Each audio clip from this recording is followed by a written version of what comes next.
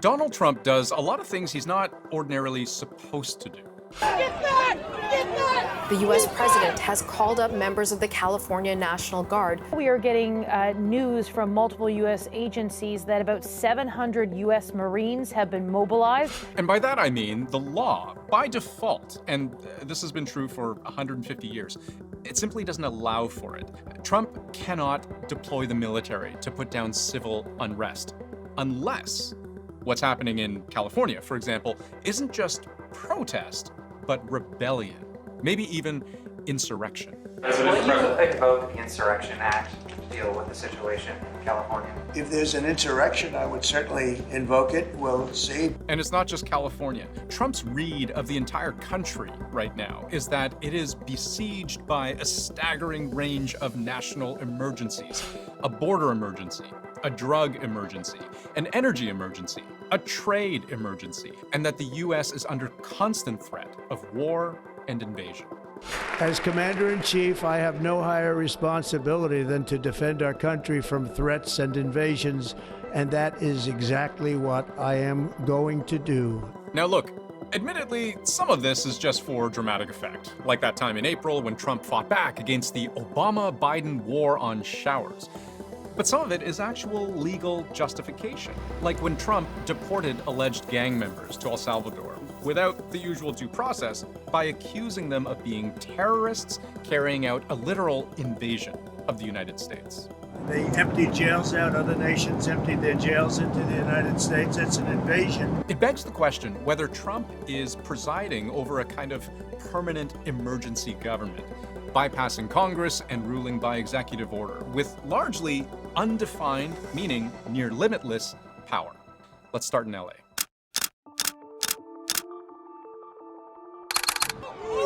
Get back! Get back! They're coming out. Watch out! When Trump authorized the deployment of the National Guard and Marines to California, he was breaking both a rule and a longstanding convention. The rule: in normal law enforcement, you can't send the military to do the job of police.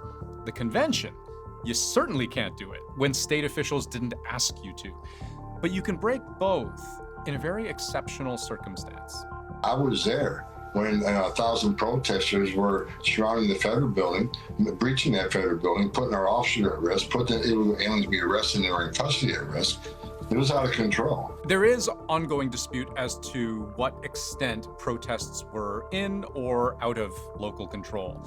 But what Trump's border czar saw likely rose to the level of rebellion, because Trump had invoked Title 10, a law that allows the president to unilaterally call the National Guard into any state in any numbers, but only if the threat constitutes a rebellion against the U.S. government or otherwise prevents the president from executing laws. Now, that's a high bar to reach, rebellion against the U.S. government. But the way the Trump administration sees it and what it says justifies sending in the military, numerous incidents of violence continue in response to personnel who are performing federal functions. And here's the key part: to the extent that protests or acts of violence directly inhibit the execution of the laws, they constitute a form of rebellion against the authority of the government of the United States. Okay, but let's ask another question. If this is open rebellion against the U.S. government, what isn't? Rebellion, again, to me, always implies some sort of armed, organized effort to not just criticize the government, but literally trying to overthrow the democratically elected government of the United States. It would be a very dangerous thing to characterize basically these protests as rebellions, because it's tough to imagine the protest that wouldn't. And that's what democracy is all about. There has to be room for that. So the question is, where do you draw the line between people engaging in good democratic protest on the one hand and speaking their minds, and on the other hand, getting in the way of government doing what government is supposed to do? And this question, is this really an emergency that warrants the use of emergency powers? It is the kind of question I hear being asked more and more.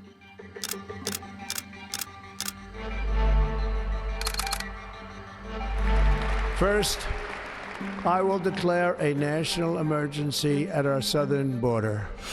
On day one of Trump's second term, he would declare a national emergency at the US-Mexico border, saying the influx of illegal migrants threatened America's sovereignty. This, despite the fact that for the better part of a year, the number of border apprehensions had already been steadily decreasing.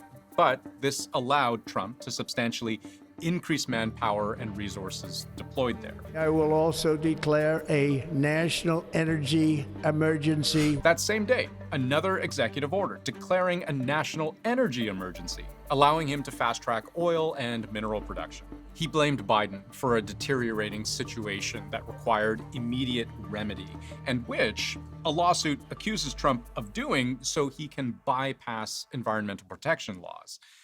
Another day one priority: a sudden decision that drug cartels constitute an unusual and extraordinary threat, and so I hereby declare a national emergency. This cleared the way for Trump to brand certain gangs as foreign terrorist organizations, which would set the stage for the deportations we would see a couple of months later. Trump would also, very abruptly, come to see Canada as a national security threat, targeting the flow of fentanyl across the border.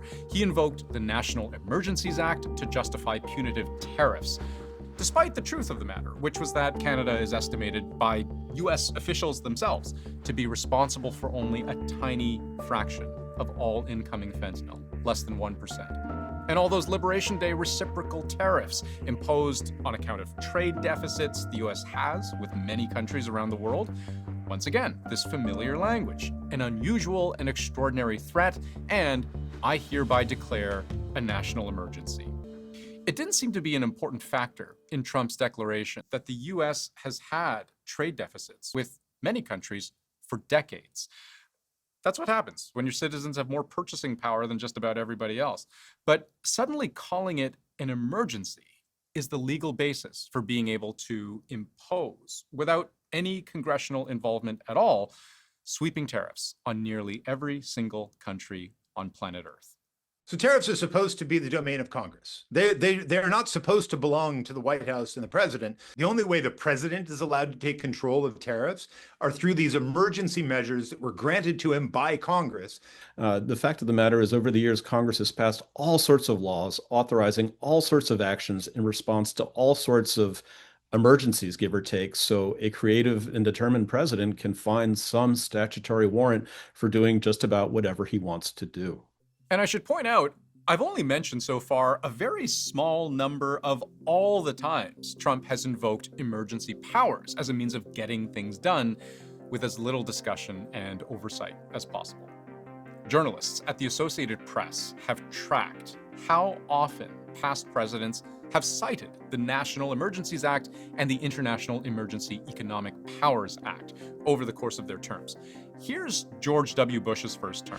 And keep in mind, he was president during the 9/11 attack. Here's his second term. Barack Obama's first term looks like this, explained in part because he presided over the worst economic disaster since the Great Depression. And here is his second term. And then here's Trump's first term and Biden's only term. Layer them all on top of each other and you start to notice a trend. But then look at the first few months of Trump's second term. This is why I've seen some media call this the 911 presidency, where the use of emergency powers has become central to governing.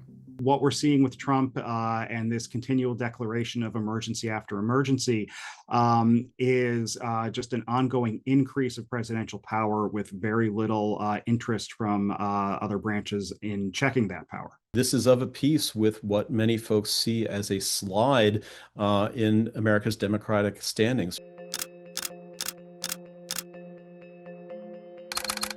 Now, I don't want to leave you with the impression that Trump is the only president who has ever stretched the definition of an emergency.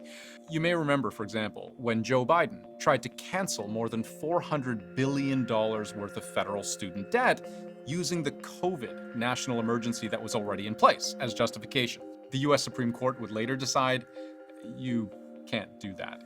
But most experts agree Trump has taken this approach to a whole new level. Other presidents have, invoked emergency authority, sometimes in circumstances where there was a lot of dispute as to whether there was an actual emergency or not. What I think sets Trump apart is that is where he starts. He starts with, these things are emergencies, therefore extraordinary use of my powers as president are justified and necessary. Now, Trump's administration has said on many occasions now, the president was right to declare a national emergency when it came to fentanyl and when it came to our crippling deficits and the lack of critical supply chains here at home. It drives home, how much of a national emergency we're in, that we've lost critical skills, and we weren't even aware that we had lost those skills until a few months ago. But what actually constitutes an emergency? How do you define one? That's not really laid out in law. When you look at the statutes, it doesn't really define clearly what a threat to national security is.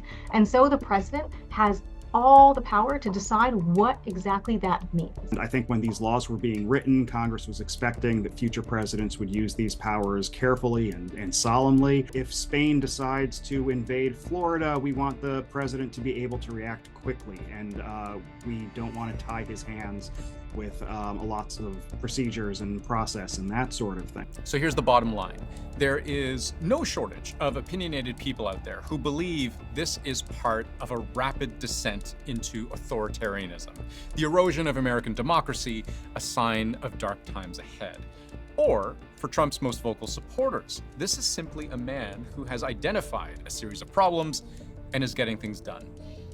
But one thing has been made clear. Until a court or Congress decides to rein in this unchecked power, an emergency is really only one thing. It's what the president says it is, whether that's Trump or whomever comes after.